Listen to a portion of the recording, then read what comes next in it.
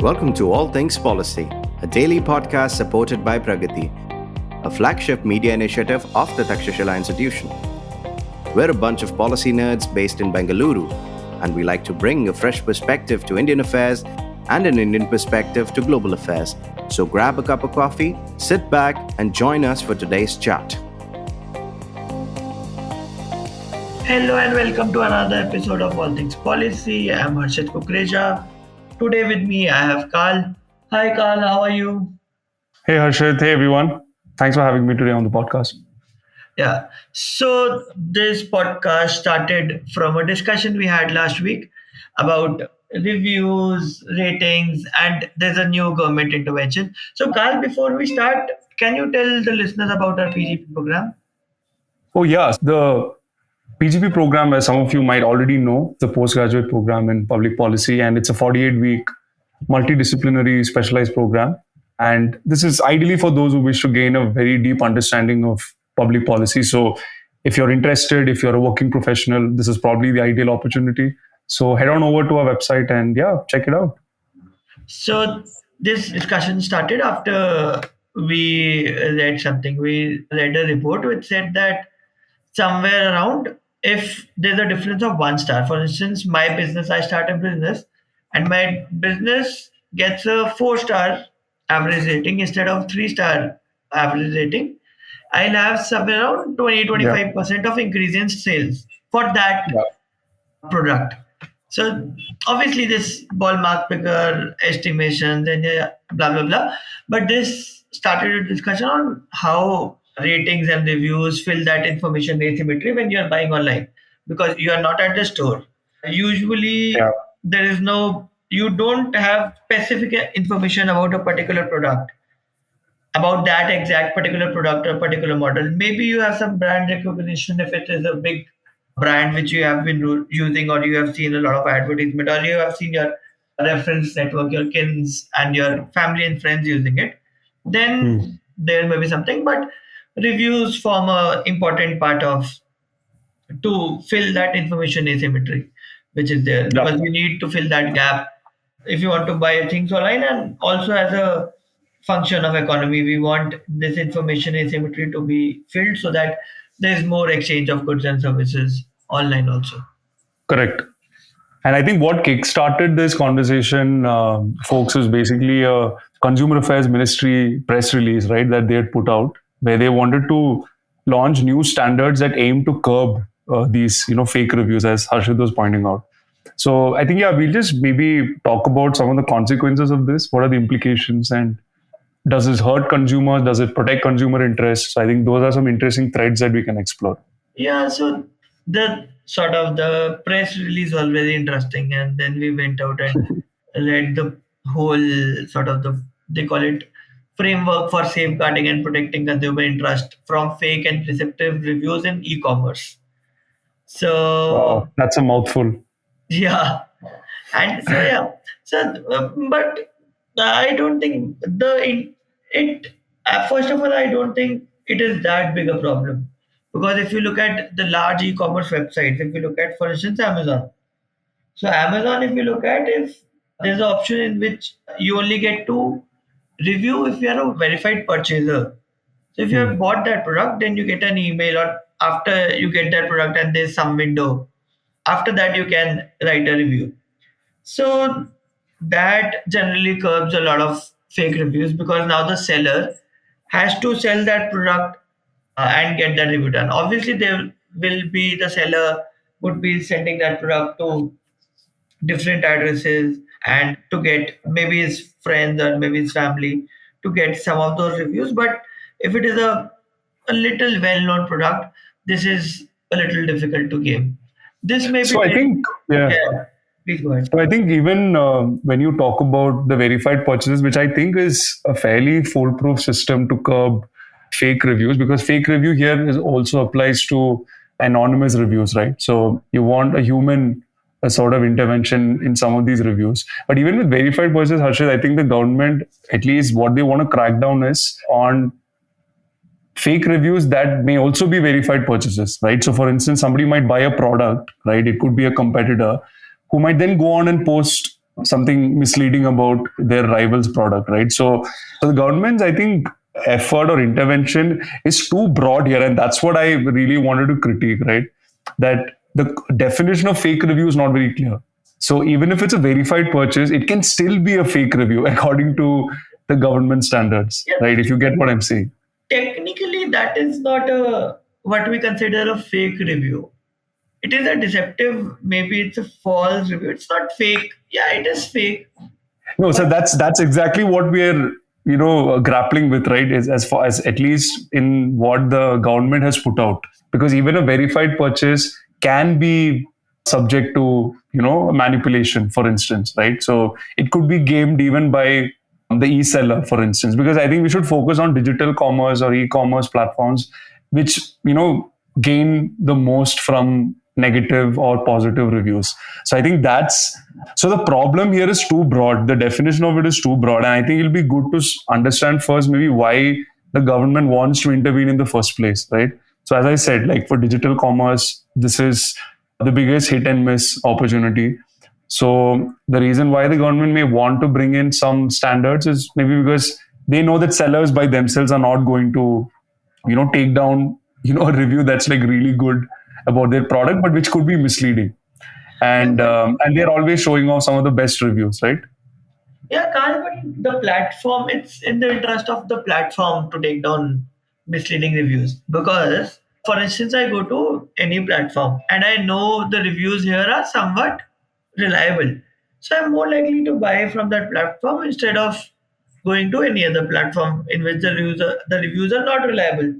So it is in the platform's best interest to keep the reviews as genuine as possible. The I agree with you that reliable reviews only attract more customers to your product, and I think this is largely applicable for the big e-sellers, right?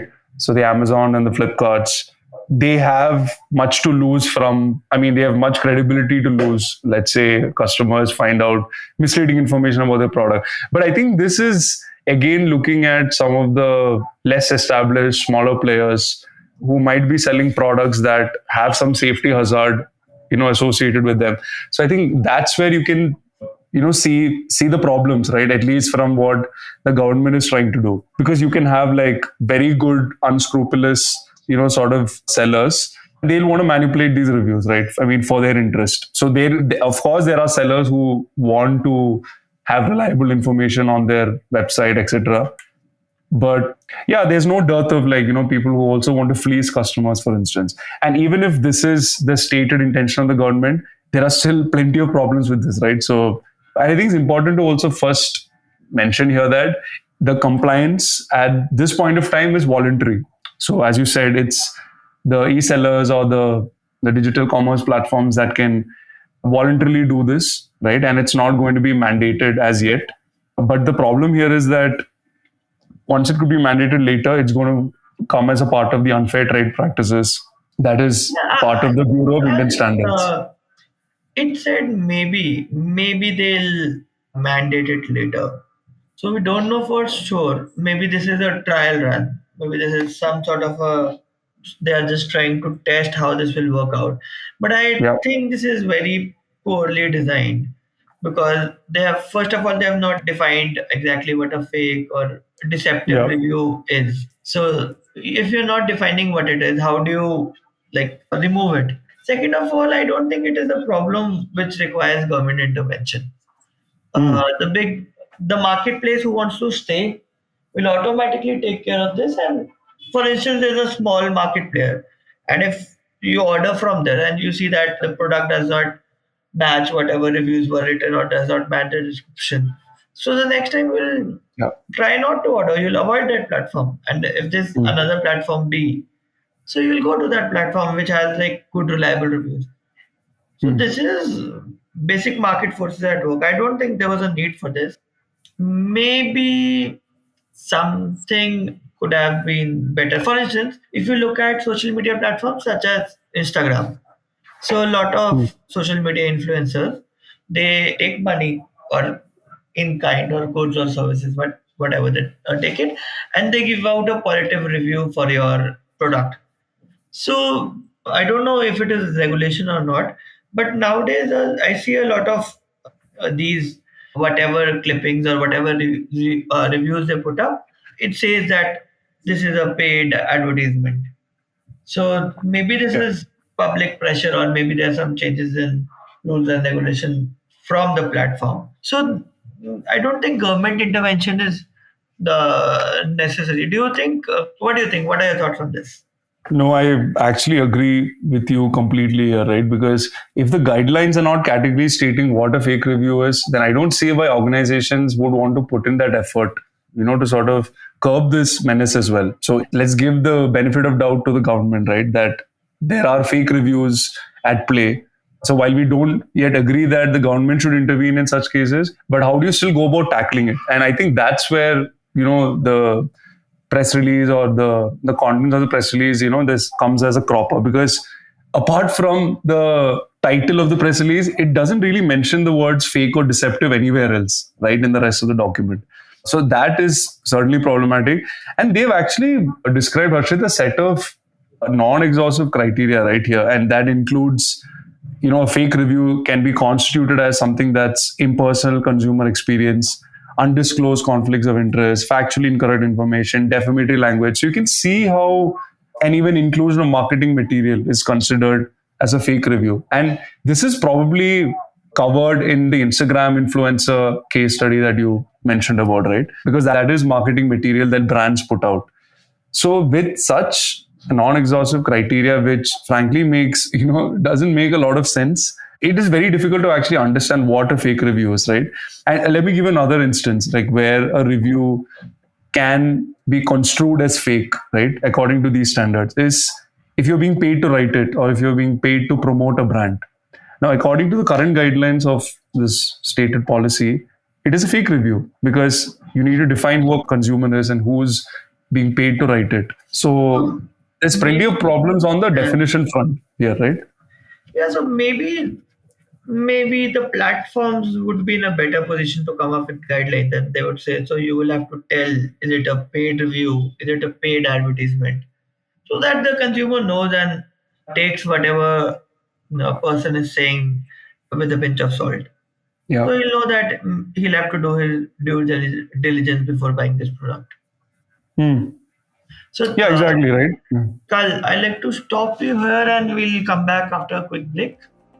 Sure, let's do that.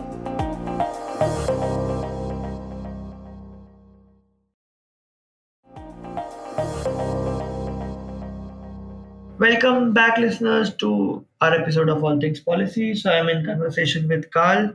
We were talking about how government has came up with certain voluntary rules and regulations for a framework for curbing fake reviews. So, summarizing our earlier conversation, there is no proper definitions of what are fake reviews, who the scope of this regulation is too broad, they have not defined it properly. And the third point is we don't think government intervention was necessary. Yeah. So, Carl, so I'll give you a very interesting example. So, there's a very famous historian called Manu S. Pillai. So, on Twitter, I think late December, he posted a tweet by Udemy's CEO. So Udemy's CEO, interestingly, Manu S. Pillai, somewhere in the second or third week of December, he posted a tweet in which a edtech brand used his photograph for a sort of a review. Yeah. You can call that paid advertisement, and made him a senior front dev engineer and obviously another name. So that was definitely a fake thing. But yeah, so if you are using, so first you have to differentiate between what is an advertisement and what is a review. But I think that all these platforms, they are doing it and they're doing it well. There's no need for government intervention and government rules and regulations. Maybe a government push for a voluntary sort of move by all these platforms to come up with some sort of framework to they decide among themselves how they can better regulate it. Yeah. So I think, my takeaway from having, gone through this report is that all of this is a farce. And the reason being, when something has not been defined or is too broad in scope, the messaging is very clear from the government that it is more likely to be a threat of government action rather than an actual execution of that, stated policy, right? So maybe it is a way for the government to subtly, arm twist, some of the big, e-sellers, for instance, and maybe to get them to sort of comply, without having to mandate this standard. So according to me, it is ineffective for a reason, because it is only to put out a subtle sort of veiled sort of threat that if in case you don't comply, then we'll come and make this compulsory. And what is actually staggering, Harshit, here is that this is applicable to any organization, right? And since we're talking about the e-commerce, the standards per se, in fact, has a very broad definition of what those organizations are. So it could even be any edtech platform that's doing online courses and post reviews or testimonials of their customers. That can be construed as a fake review, right? So it applies to even any seller of product or even a service, right, that collects reviews from their customers. So it's supposed to be applicable to any reviews, which is what makes it quite problematic. And frankly, and I think this is the good bit, and the good bit is that it is very ineffective, right? But there are policy challenges of it, right? And which maybe I can maybe spend a few minutes talking about it, is really to do with how do you identify the veracity of some of these reviews, right? Because in many cases, and I think even in our own personal experiences, we usually order from these e-commerce platforms, but we may not be the end user, right? The end user might be, let's say, someone else in our family. And then the review is written by maybe a third person, right? Who's not even the user of the product. So understanding the veracity or the genuineness of some of these consumers is not going to be a very easy task. And I frankly have no idea how the government is going to do this.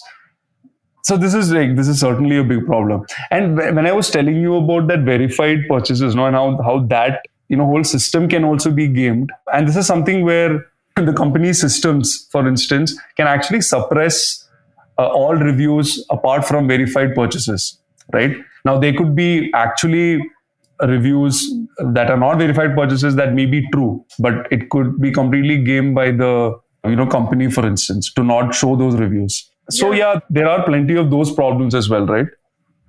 Yeah, so I don't think this was a very well thought out guideline, and maybe it could be better designed. I don't know how. I really don't know if government intervention was necessary at this stage. I think the consumer was very well informed, and because I don't think e-commerce still forms a lot of retail sales in India. I think it's still in single digits, and that the consumer who's buying online, is well informed about how to navigate this space. Obviously, a lot of times, even I have ordered something that doesn't match the reviews, but I've ordered it from bigger platforms so that I can return it. Yeah. But yeah, I don't think there was a need for. Yeah, another interesting sort of clause that they've put into this, which is the clause of problematic language, right? And they say that problematic language, are grounds for removal of that review. So what that means is, let's say there's a certain use of words, which could be bordering on abuse, or could be bordering on whatever that may be, can also be taken down. And actually some policy organizations have flagged this, saying that it could be a way to suppress, negative reviews, right? So a customer might be genuinely posting a review about a product that he or she may not have liked, and that can be taken down, according to this clause where problematic language has been used. So it's a cesspool of nonsensical sort of clauses that I don't think anybody should be put through the trauma of having to read through this all over again. But maybe we can link a few sort of articles that people can quickly just sort of read up on. And then one last thing I wanted to mention before we sort of wrap up is that there's no time frame even for, by when the company should take down these reviews, right? So they don't stipulate any time frame. And in fact, they've vaguely sort of put it as that it needs to be timely. Like whatever action that platforms need to take should be timely. And yeah, it's open to anyone's guess what that means. So yeah, this is certainly a policy WTF, as Pranay's newsletter, sort of phrases. Yeah, I think this is maybe they'll come up with a better draft in the future, but I don't think there was a need. And even if they came out with this was not a very good example of not a good policy. So Yeah, so I think basically the government shouldn't review online reviews. nice play of words. Yeah, nice play of words. So thank you, listeners, for joining in. Thank you, Carl, and that's a wrap. Hey, thanks everyone for listening. We'll be sure to link a few articles based on this content in the show notes. Thanks for listening. Thanks, Arshay. Thanks for having me.